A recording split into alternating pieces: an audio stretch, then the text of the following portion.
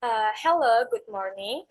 My name is Adelia Puspita, and I want to explain about poetry appreciation. For the first, I want to tell about myself. My name is Adelia Puspita, and then I'm from English Literature. My number name is 33220062. Okay, the first is what is poetry? Poetry is a type of literature that aims to evoke an emotional response in the reader's thought, language, chosen, and arranged for its meaning, sound, rhythm, and many elements in the poetry. And the example is one is voice.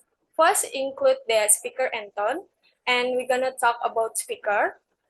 Definition of speaker is a speaker in a poetry refers to the voice or persona that the poet adopts to convey thought, emotion, and experience within the poem.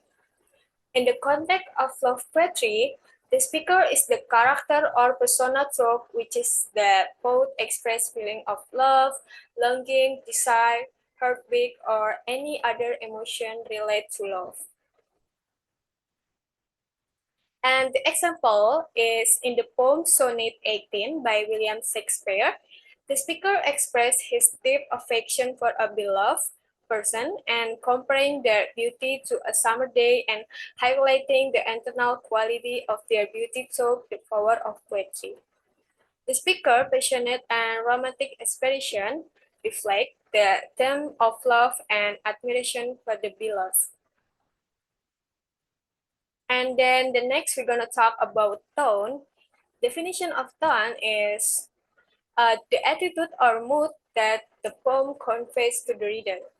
It is the emotional quality or atmosphere that the poet creates through language, imagery, and other poetic elements. In sad poetry, the tone is typically sorrowful, melancholic, or reflective.